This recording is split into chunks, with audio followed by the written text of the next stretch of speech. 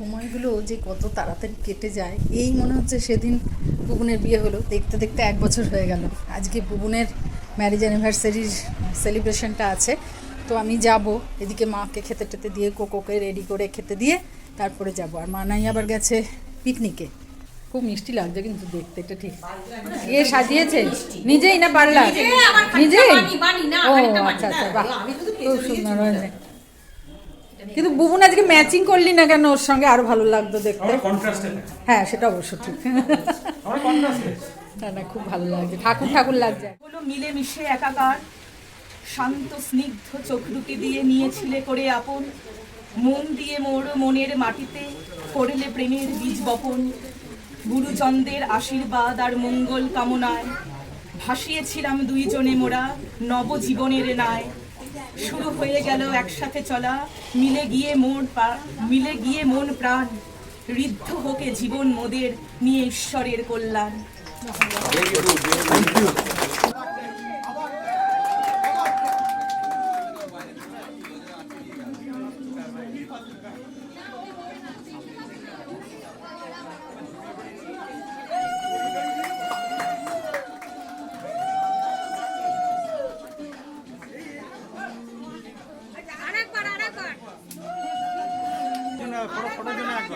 ফটোর জন্য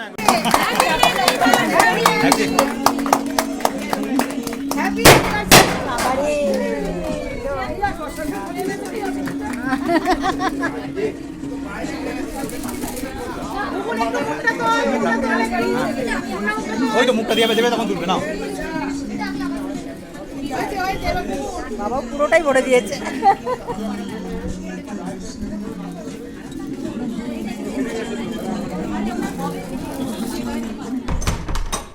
আমি এবারই আর ও বাড়ি সামলাচ্ছি।